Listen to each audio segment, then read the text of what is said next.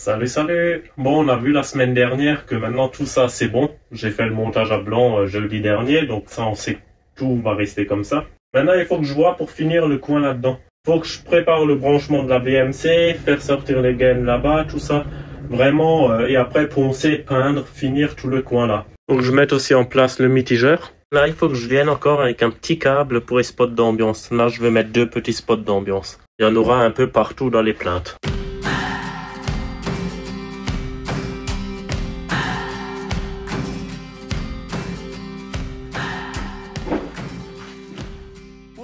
Voilà, j'ai acheté mes raccords coudés.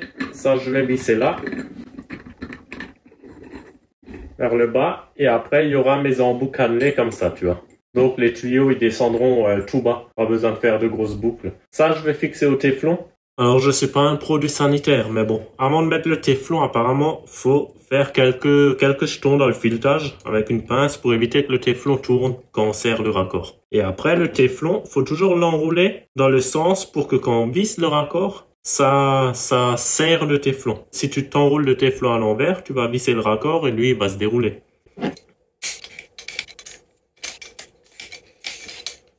Tu vois, j'ai juste fait quelques pocs dans le filetage. Au moins, c'est rugueux et ça permet au téflon de gripper. Même si les puristes, ils veulent utiliser que de la filasse, ce que je comprends parfaitement. Hein. Mon père, il le fait à la filasse avec la genre de pâte là. Et ça bouge pas. Hein. C'est certainement mieux que le téflon. Hein. Moi, je gère pas cette technique.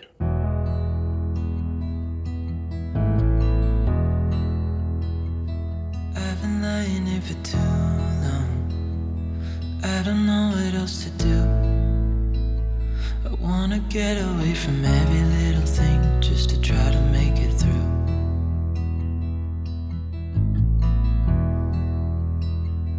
I've been thinking about my Je vais vite tester la pompe avec un seau d'eau, voir si voilà. Et après, j'ai trouvé un petit manomètre. Je vais voir si elle a effectivement les 2 barres de pression, voir à combien je me situe. Hein.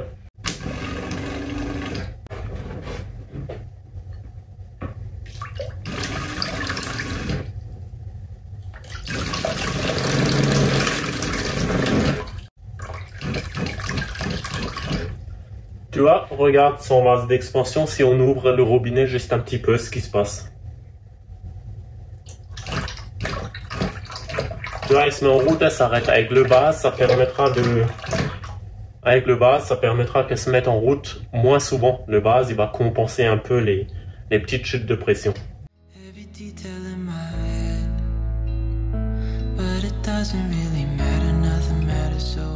C'est l'aiguille noire qu'il faut râler. Donc là, il y a une chute de pression parce que là, j'ai un léger sointement, tu vois. Tu vois, il est mouillé là. Mais heureusement, parce que sinon, voilà, on verrait rien, tu vois. Donc voilà, il se met en route vers 1,2, 1,3 et elle monte jusqu'à 2,3, 2,4. La pression de déclenchement, tu peux la régler là avec la vis. Plus tu visses, moins elle va laisser descendre la pression avant de se remettre en route. Moi, je vais laisser comme ça. Elle se met en route vers 1,2, 1,3, je trouve que c'est pas mal. Bon, je vous conseille néanmoins de mettre un interrupteur. Au moins, quand vous n'êtes pas à l'évier, quand vous n'utilisez pas l'eau, vous mettez sur off. Au moins, si jamais il y a une fuite, elle ne se met pas en route et elle vide toute votre cuve.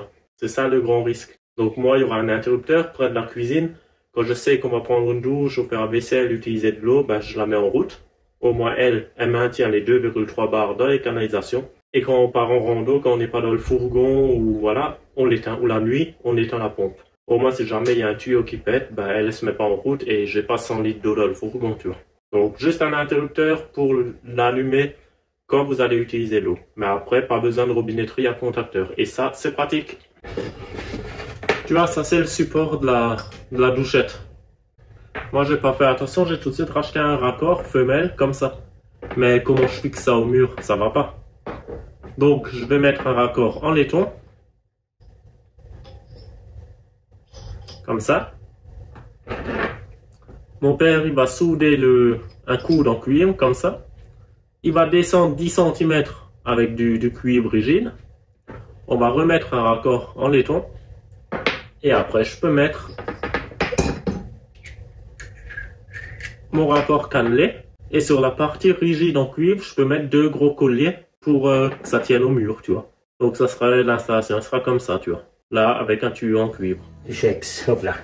Alors, ce qu'il faut, c'est nettoyer à fond le cuivre. Il faut que ça brille comme de l'or, ça. Avec du Chex, il faut que ça soit bien brillant. Propre. Intérieur comme extérieur. Pourquoi l'intérieur? Sinon, la capillarité, ça passe pas. Ah. Alors, si tu nettoies le tuyau qui rentre dedans, l'étain, ça va accrocher au tuyau, mais ça va pas accrocher au coude. Si tu as du cuivre qui date un peu, tu sais, qui est un peu oxydé comme ça, tu vois, comme ça à l'intérieur, il faut que ça soit nickel. Bon, longueur du tuyau. Alors, 10 cm. combien? 10. 10. C'est que l'on se peut dire. Tu vois, si c'est tellement un cuivre qui a vieilli, c'est même avec du Chex, c'est dur à nettoyer. Bon, maintenant si tu prends du cuivre qui sort du magasin, bien rouge, ça se nettoie un peu mieux que celui-là, hein. C'est sûr. Alors, on enduit un peu avec la pâte à souder. Bon, maintenant il faut quelque chose où on puisse poser ça dessus. C'est la ferraille, un bloc de ferraille ou quelque chose.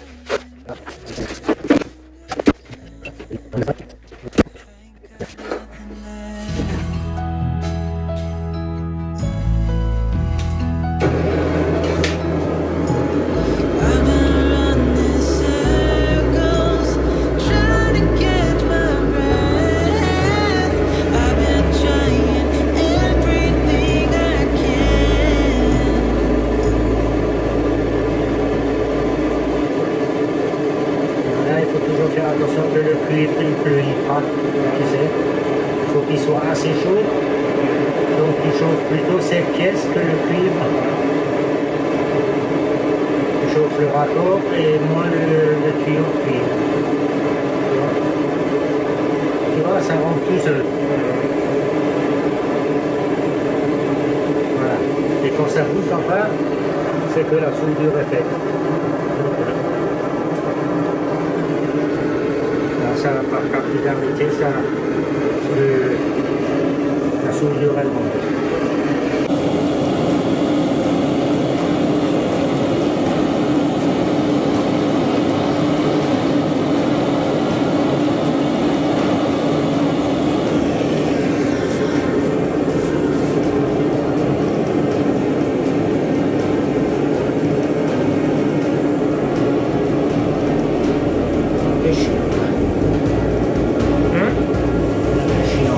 Sur la ferraille.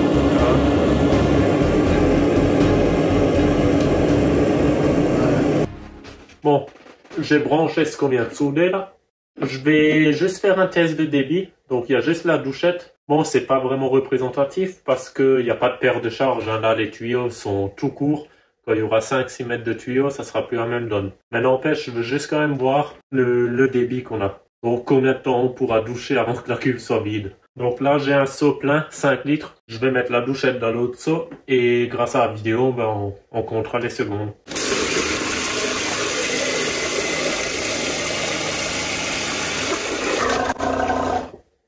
Donc en 46 secondes, il y a eu 5 litres. Donc on va dire 5 litres à la minute. Donc si on prend une douche de 10 minutes, ça fait 50 litres, c'est à demi-cube. Donc comme à la maison, ça va clairement pas être possible. Mais bon, ça on le sait. Mais au moins voilà, quand on prend une douche, il faut faire couler, allez, 4 minutes l'eau, pas plus quoi. Donc 4 minutes, on arrive à 20 litres. Je te remets en description le lien des 6 cloches que j'avais acheté là, qui percent si bien dans le métal que dans le bois. Franchement, j'utilise presque plus que celles-là, elles sont très très bien.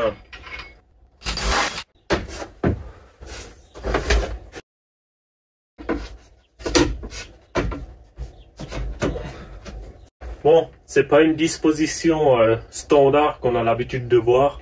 Dans un fourgon, hein, c'est des compromis et de l'optimisation de l'espace disponible, hein, c'est tout. Hein. Voilà, et ici viendra le bébé là. Ça passe tout juste avec le mur, hein, je suis contre. J'ai eu un peu de chance, mais ça va le faire. Hop là, on va faire le support hein, pour visser ça.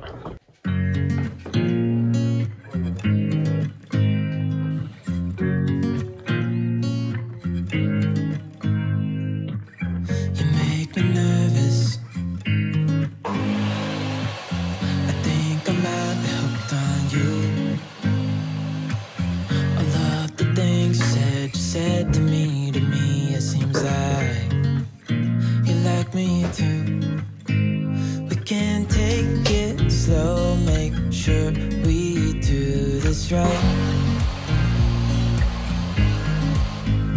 Canceled all my plans to be with you tonight.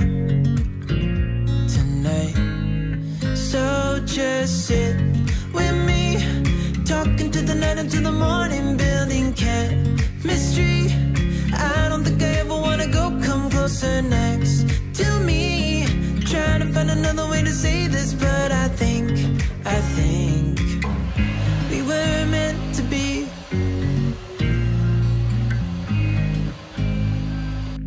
You make me anxious.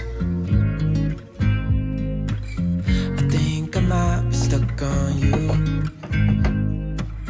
I love the things you did for me, it seems that... Là, les morceaux de tasseau, je vais les visser là. Ça, après, je vais visser ici. Et si un jour j'ai un souci, il faut que je le démonte, ben, j'enlève les 4 vis là. Et je peux enlever tout le mitigeur, tu vois. Et tu vois, ça sera tout simple. Je sors le tiroir. Les glissières, il y aura un petit clip pour pouvoir sortir les tiroirs. Je démonte, je dévisse les 3 vis de la télé. Je fais tomber la télé. Et là, j'ai bien accès pour bricoler à ma tuyauterie. Parce que je t'explique quelque chose. Au début, je voulais faire un faux mur à peu près de 60 pour tout intégrer. Mais le jour où il y a un souci, comment que tu fais? Parce que les panneaux en contreplaqué, les vis, je mettrai de la pâte à bois ou de l'enduit gras et ça sera peint. Donc on n'accédera même plus aux vis pour enlever les panneaux.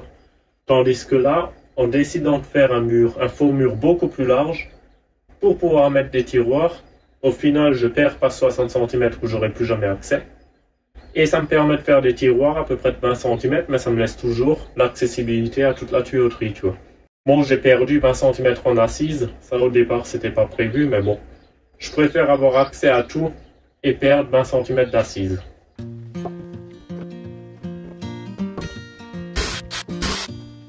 We were made for each other, to hold on to. I was carved out of rainbow beneath your moon. I was birthed in the mountains, under the sun. Something's changed, you can't see my face in the cloud. On me dit, une fois que le lino il sera posé au mur, la plaque là, elle sera siliconée. Donc pour démonter le mitigeur, il faudra enlever les petits boutons. Là, ça se dévisse et t'enlèves les boutons.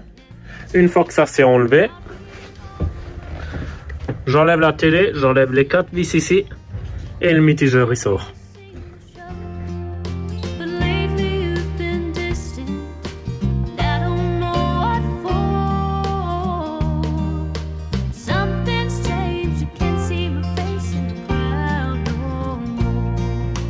Something's changed, you can't see my face in the crowd no more.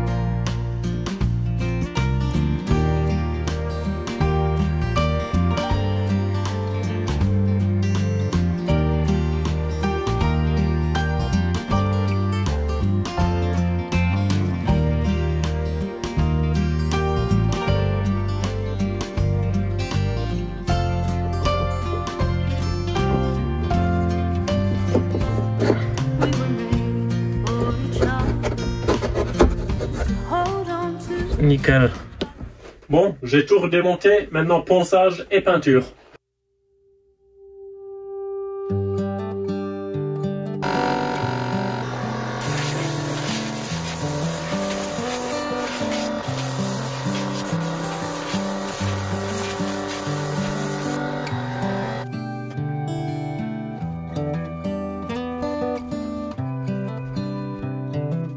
This is as good a day as any to start the rebuilding of life. The roads that lay open are many when the old one's gone under the knife. And I can feel the sun on my skin. Alors pour continuer sur la BMC, je t'explique un peu. Donc ça, tu avais déjà vu, c'est la bouche d'aération. Donc là, j'ai une bague, je peux régler l'ouverture. À la sortie, c'est un départ de 100. Au début, je pensais utiliser un tuyau de 100, mais non. L'extracteur que j'ai acheté, c'est du 80. Le clapet anti-retour, c'est aussi du 80. Donc je vais partir sur une gamme de 80. Ça me fera gagner de la place en plus. Donc là, ce matin, j'ai acheté un réducteur de 100 à 80. Et celui-là, il se pose juste pile poil là, de force. Et c'est étanche grâce au joint. Donc voilà, ça c'est au mur. Il y a le tuyau qui descend. Sur le tuyau de 80, je pourrais brancher mon clapet anti-retour. Mettre un T ou un genre d'Y pour mon tuyau de piscine, tu te souviens, pour prendre l'air dans les toilettes sèches. Et après, ça me laisse de la place pour passer un tuyau de 32, je pense, qui ressortira là, quelque part, et qui sera branché sur le circuit de la VMC. Là. Donc le petit tuyau de 32, là, il aspirera l'odeur des toilettes. Il passera sous les coffres, et il passera aussi dans la litière des chats. Et après, j'aurai mon extracteur. Donc ça, c'est un extracteur, c'est jusqu'à 5 mètres cubes par minute. Donc voilà, c'est beaucoup trop, mais j'ai acheté un variateur. Voilà, donc là, c'est une carte, je rentre avec du 12 volts, je ressors vers l'extracteur et j'aurai un petit variateur pour régler la puissance. Ça, c'est un extracteur anti-déflagrant. C'est pour les cales de bateau, pour aspirer là où il y a la baie moteur, pour aspirer les vapeurs et tout ça. Pourquoi j'ai pris un anti-déflagrant? Parce que ma VMC, donc elle aspire l'air en haut, ce qui est logique. Mais après elle descend, il y a le moteur et l'extraction se fera sous le fourgon. Théoriquement, une VMC t'emmène l'air chaud, l'air au plafond et tu la sors en hauteur. Mais moi, je la sors vers le bas. Donc je me suis dit, si on aspire l'humidité de la douche, vu que ça descend, ça risque de condenser pas mal. Et j'avais peur qu'un simple VMC standard, ça finirait par s'oxyder, voire à faire griller le moteur, tu vois. Donc là, j'ai pris un anti-déflagrant. Si tu veux, je peux balancer un seau d'eau dedans, ça lui fera rien du tout. Le moteur est isolé. C'est vraiment fait pour, quoi. Donc c'est pas pour le risque d'explosion que j'ai pris ça, c'est juste à cause de l'humidité. Évidemment, mes conduites VMC devront être étanches le plus possible. Parce que s'il y a une boucle comme ça, là au fond, ça risque de condenser. Donc moi, je descends et je vais essayer de faire tout droit, tu vois, pas de creux où l'eau pourrait stagner. Ça, il faut que je fasse gaffe. Mais bon, je pense que si je le mets à fond, il y a vraiment les gouttelettes, tout va se faire aspirer parce qu'il débite. Hein. Ça, évidemment, c'est pour pas qu'il y ait de l'air froid qui vient de par en dessous. Hein. Au moins, quand l'extracteur est en route, bah, le clapet s'ouvre. Et quand j'arrête l'extracteur, le clapet se ferme. Ça évite qu'il y ait des remontées d'air froid en hiver. Est-ce que je mets un collier ou deux? Je pense en mettre un. Ça a l'air de bien faire étanche d'après mes tests.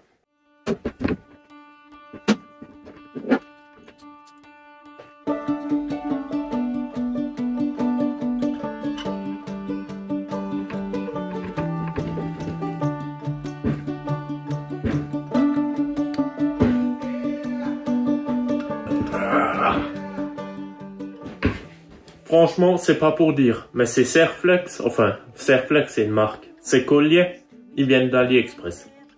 Là, j'essaierai quasiment toutes mes forces au tournevis. Il y en a, tu sais, dès que quand tu forces un peu, t'as la vis sans fin qui lâche, mais là, franchement, on peut y aller. Hein.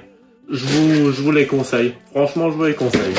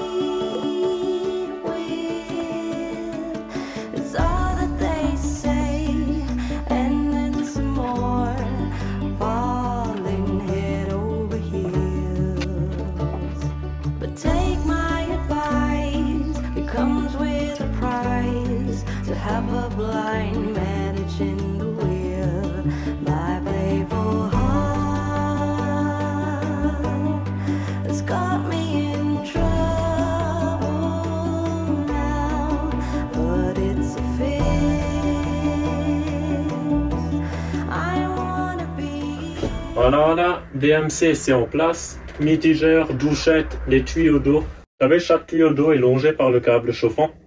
Donc normalement ça craint rien si vraiment une fois il fait moins 40 dehors.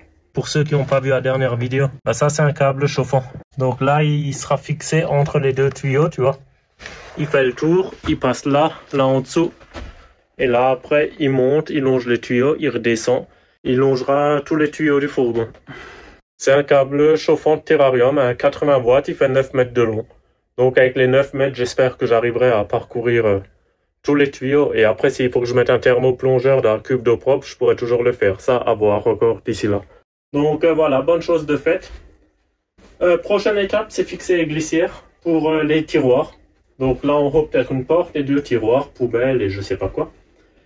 Et une fois que ça c'est fait, bah, par la suite, je pourrais fermer définitivement ici et continuer le plaquage vers là-bas derrière. Hop là, à mardi prochain, bon week-end, ciao ciao!